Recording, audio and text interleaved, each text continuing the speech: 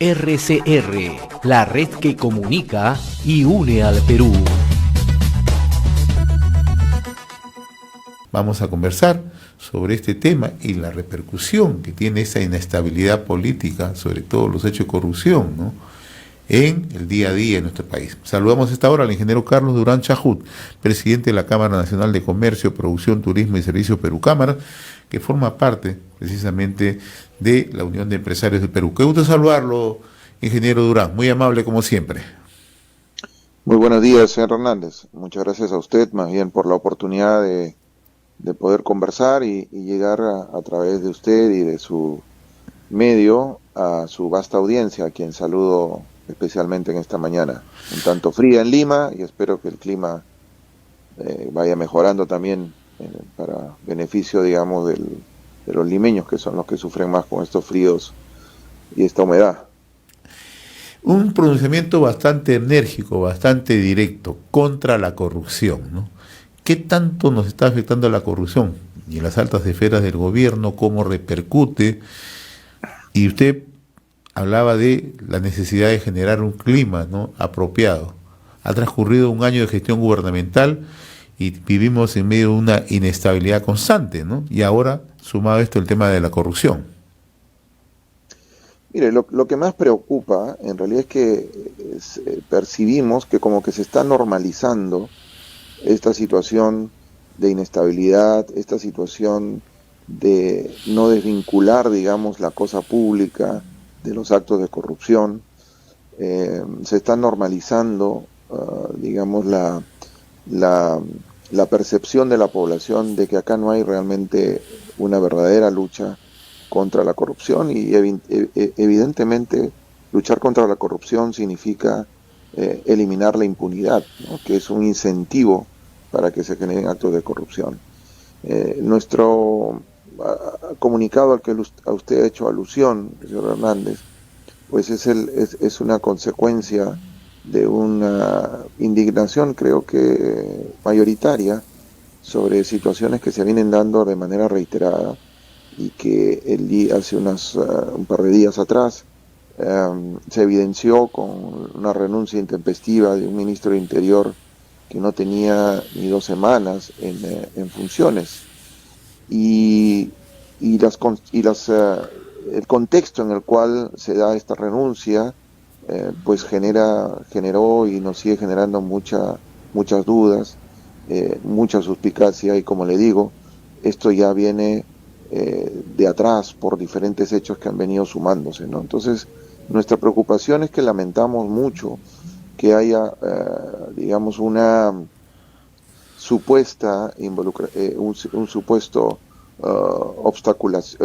una obstaculización de parte del Ejecutivo, y específicamente de la Presidencia de la República, en las investigaciones y en los actos que instituciones como el Ministerio Público, ¿no es cierto?, la Policía y otros están desarrollando o pretenden desarrollar para lograr esclarecer hechos delictivos vinculados a la corrupción. Nuestra preocupación va en ese sentido, y además de una evidente muestra de no cohesión, de falta de liderazgo, de no trabajo en equipo, de un gabinete que a todas luces debería estar más bien orientado y enfocado en los temas y en los problemas que le preocupa a la mayoría de la población hoy día. Y esto es el tema sanitario, esto es el tema de reactivación económica, esto es el tema de la inflación, esto es el tema de la promoción de las inversiones que vienen cayendo sostenidamente y que están afectando ya el potencial de crecimiento económico del país, y por lo tanto la recuperación del empleo y sobre todo la recuperación de los ingresos de la mayoría de la población, que siguen estando hasta un 15-20% por debajo de lo que tenían antes de la pandemia. Antes de enfocar el tema de la reactivación económica, me gustaría abordar un punto donde en el pronunciamiento que se ha emitido es bastante directo, es bastante tácito, ¿no? Se refiere que de corroborarse, dice este comunicado, la obstrucción a la justicia de parte del presidente de la República, Pedro Castillo, debe dar un paso al costado por la incapacidad moral demostrada en el manejo del gobierno, ¿no? Pocas veces, en realidad se lo digo con toda honestidad, hemos visto un comunicado tan directo, tan claro, ¿no?, en advertir, ¿no?, la situación ya no solamente de inestabilidad, sino de obstrucción al sistema de justicia. ¿Esa es la percepción del sector empresarial? Bueno, esa es la percepción, creo que de toda la población, y el sector empresarial es eso, es parte de la población. Son millones de pequeños emprendedores los que representamos nosotros como gremios, y que al escuchar el ex ministro del Interior, de que su salida se debe a una interferencia, digamos, del presidente en relación a los actos que venía desarrollando para lograr una eficiente y lograr sobre todo la eficaz captura de algunos prófugos, muchos de ellos vinculados al entorno presidencial, pues eso califica y tipifica como obstaculización a la ley. Es una obstaculización directa, digamos, a los actos de organismos autónomos, como el Ministerio Público, que es el que está llevando la causa de investigación y persiguiendo el delito. Entonces, de comprobarse eso, como bien usted ha leído el comunicado, de comprobarse eso, luego de un debido proceso, y que las instituciones funcionen, ¿no?, diligentemente, que funcionen sumariamente también, eso es importante, pues no habría otra salida, ¿no? Ese es el escenario que tendría que configurarse para que el presidente pues tuviera que dar un paso al costado. ¿Qué escenario nos espera en términos económicos en los próximos, hablemos de semanas, no hablemos de proyección futura, ¿no?, así como estamos, ¿no? Bueno, como bien dice usted, el escenario económico global va cambiando semana a semana, por variables y en muchos casos coyunturas que todavía siguen afectando su normal recuperación. Esta nueva ola que se está generando con el coronavirus viene afectando de manera ya impactante, con anuncios de advertencias de la OMS, que se viene una ola similar a las más críticas que se tuvieron en el 2021, y esto nuevamente tiene un impacto en la economía.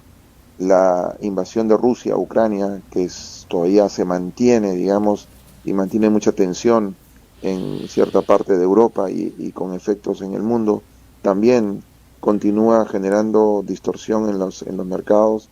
La inflación creciente global, y que lo estamos viviendo también nosotros en el país, ¿no es cierto? Y las amenazas de recesión en las principales economías del mundo, pues generan un escenario no muy positivo para el segundo semestre de este año. Como bien lo dice usted, no hagamos proyecciones en el tiempo muy largas, sino miremos nomás lo que puede terminar este segundo semestre.